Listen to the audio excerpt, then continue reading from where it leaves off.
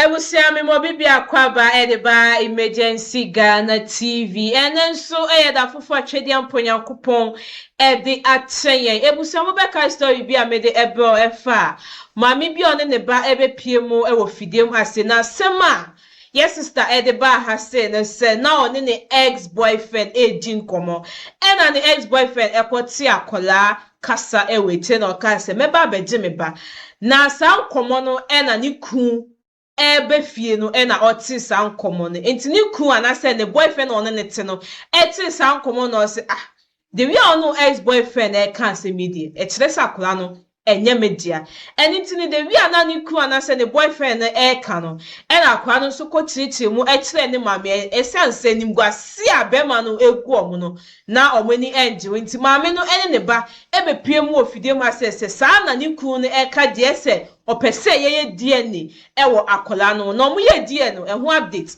ena me de eba be somu ene enwumre nti ensem ene enko ni enko tie mu nsem emra hye ni so be subscribe na wa like na wo de wo comment so aba comment section yenko ni enko hwe video kai DNA bia ye wa ha abrante no oye adwuma ewo PZ ena ababa wa no ose ne X no producers are ready a mo fanto so na yenka kai ona moma omontena se mepa cho moma yenye set ntem mama me mesremo a na yewie ne yenko yenim ababa wa ne se one ne X kasa ena o ka kire X ne kasa ne se akure ya wa we die me ba jimi bo ose me twa eti kofi 1 kofi 2 pizza to for said o masia ma kofi 1 so kofi 2 fans wo pizza to ho nya asem keto a simpacho video na ye ready a mo fanto so na yenkaka ye ho kakra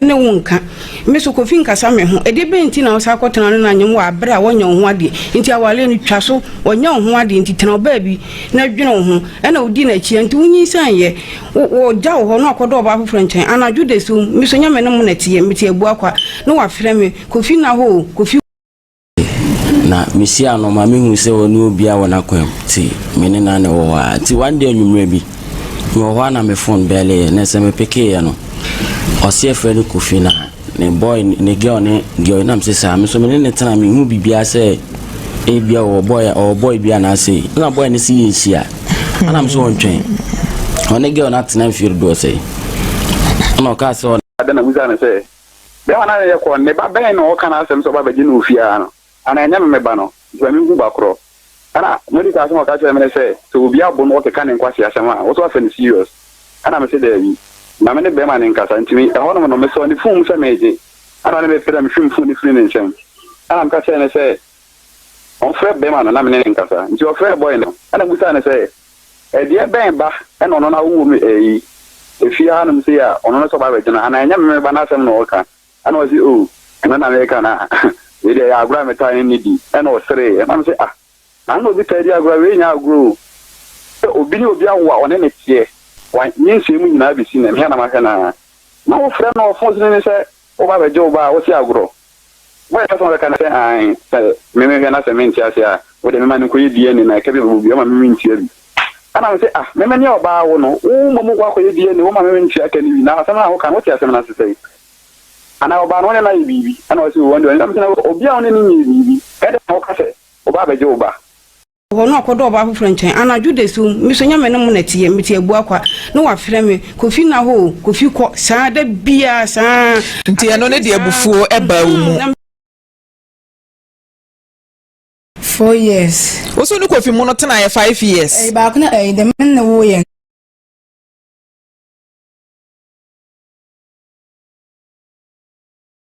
enti sa die ne na ba nti mba cho mo frɛ kofi na wo fie de awone ababa we ya wo a wo se wate se abrante bi ne kasa se me beje me ba no mo frɛ sa kofi nto so mame se minim se ona ye kofi 1 se kofi 2 because na back to X from X to X just Kofi good morning.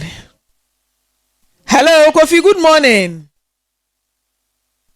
Simba cho mon check we ne mame na ye nya call ni Kofi good morning. Good morning. Be man pa cha pombo ko de. Ye be da se papa wo baby mama ba minim say enche obaya o wife DNA na ye ready eti me pacho ni die mu agina so din na ye nkenkan na oso ye mu adanse ni why pacho all right abaya na te say pacho nyame anu mambro ni okwa wo san akoko fifi ana say wo ma me ho pacho ese maba mam waba ma me free time ye be take samples no wan kwotena kofi njem biem me ko na me san okwa but wasa ba fi de na ye wi asa obesan akoko fi pacho da me se me no ebe gina DNA no reading ebeba wo ma me na abo ni tirinko no wo me na te say be we no ma me say DNA reading no ena be gina so say obai obekọ fie ananse wo ngo fie sanity mate kofi number 1 be we na e te say na wo ba cry de me ma humo apono so page honum me ma shiamo ho dadadada wo ba kra pizza to for say wo ba me ada pizza me fi o me obu akwa sese enti na no fans na no mo de ma na ye himfa ka me nyimo me ko na ye me boss adwumam na ye pizza to ho enti ukoduru na ye toche wo ho na no na nya asem keto na die ne ho fans nkwan no na ne odi loto nzo e die ne ho fans na wo ba wo kra mo say na wo be kenkan anti tonkrama pizza to for said ne DNA number nti ebe kan omunyu omasum no muntie Blueprint DNA organization be ma bacha pombo ko de ma ye background kakra efa Blueprint ho na yento aso yo ma da say na ye kan Blueprint DNA organization na ye organization bia DNA mu hwehwemu na ye na ye organa afa na nyina na akọ abruchin so a ye ho na recently ye research ekakra na be de ho asem kakra etudwa ye research that's the year 2025 to 2026 na research aye no you say oba Ghana ha most of the DNA tests aye no Ashanti region and the Greater Accra accounting for 80% of all DNA tests across Ghana na so offer nipa 10 that's like a mema 10 out of 10 nipa phobia no omo DNA test na 10 out negative sai one mo so ma me wo say mema dodo sen say offer mema 10 ejina na we yimufu a omo nyina na DNA test prove say enyo ma no negative and I say exclude omo from paternity asemo and as DNA test ya my hum say na DNA no kra no aban won fan ka health insurance ho yes DNA no enkwade ka health insurance ho no ye no mandatory said de wo banyem na okọ hospital aye no HIV test na branka mo a nkabeboa pounti Blueprint DNA mo ni mpanifo nka mo na mo champion sa course no na brotherhood no mo bre o brotherhood bre omo hwankofo ma free to asoma me yo ma me da se na yesa hu se mema so mo DNA test no early that's everyone so omo abofra no mo DNA test no ntema na improve say omo enye omo papa so it turns out negative early testing no that's why I encourage them for say omo be na intentem no na omo hu de ekoso all right na mpacho obi nyema yefunu mu yetimi DNA yes ma yetimi DNA mane your DNA test be friend prenatal DNA test and on after 8 weeks of pregnancy and I said 2 months yetimi DNA test no emane na say oba ne nyem na onyabosumi mienu a yetimi DNA wo yefunu mu yes yetimi emane and I research no so my who say omo ye na intentem no na 10 out positive ti say obeso hu intentem na ka wa intentem so in view of that no ka sa prenatal DNA test na I can wasem obetimi aye eno ne ye na enya nsunsanso bia wa akra ne so oh there be ye fa mameni moja kakra na ya fa sample ni bia frenum na ye separate abofra ne DNA no afri mameni DNA na da toto papa ne DNA nti enko say ni ham to the nti say obi nyima ye say twen shabaya na mane ngo owuwi a waye DNA ni nyina no akra ni nyabosumi mienu a wutimi ye wo yefunum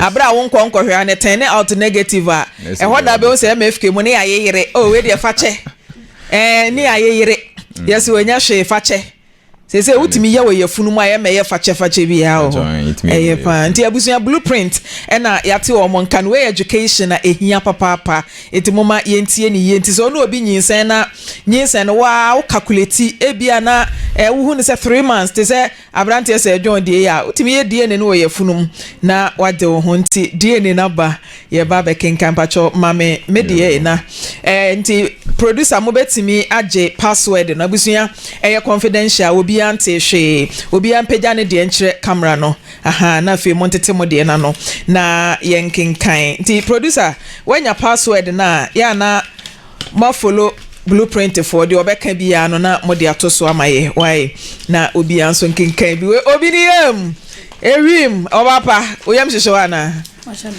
kasa gu ade ni mo Bachanda. oyam hwehwe adentia Because meaning say enya na kre.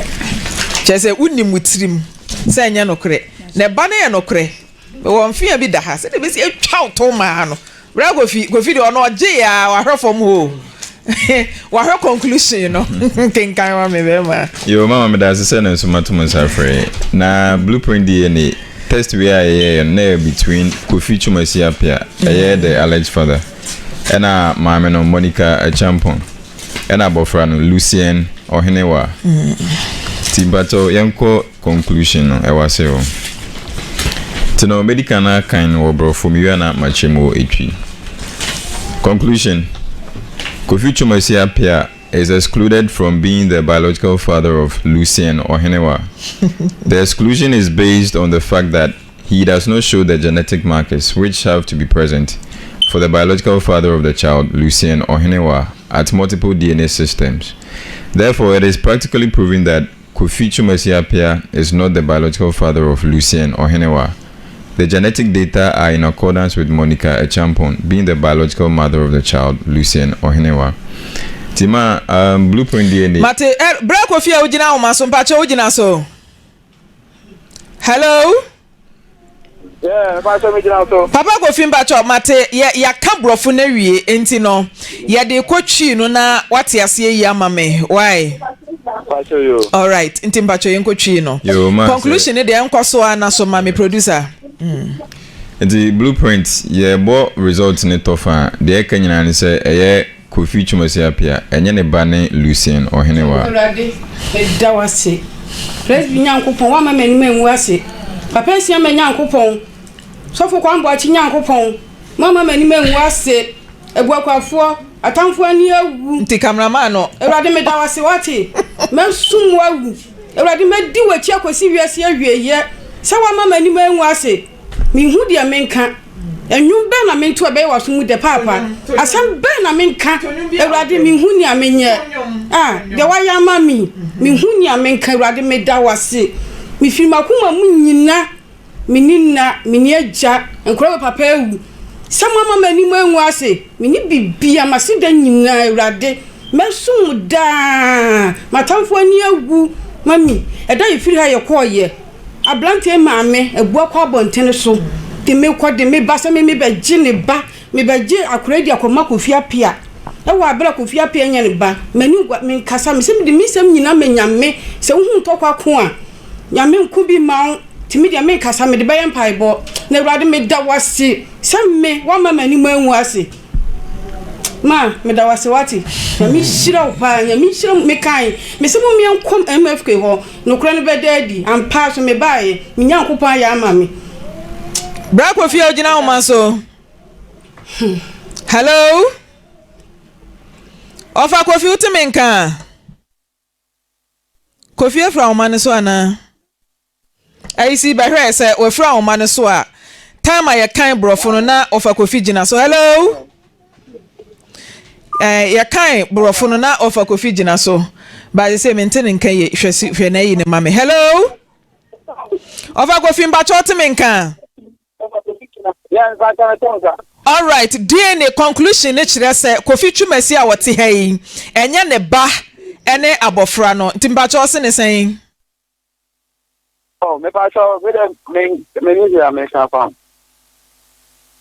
Wọ́n sẹ́ wọ́n na wọ́n make allegation wọ́n bọ́ ọkọ̀ ẹ̀dú sẹ́ wọ́n ti sẹ́ wọ́n mpena yìí wọ́n ne mpena dada kasa sẹ́ ọ̀bẹ̀gye ne ba eti na hwehwẹ wà so na abrantie kan sẹ́ wonu mom ebeye DNA enti no mepacho DNA na ba approve se akra no enya brantie we ba ena me bisa se o se ne sen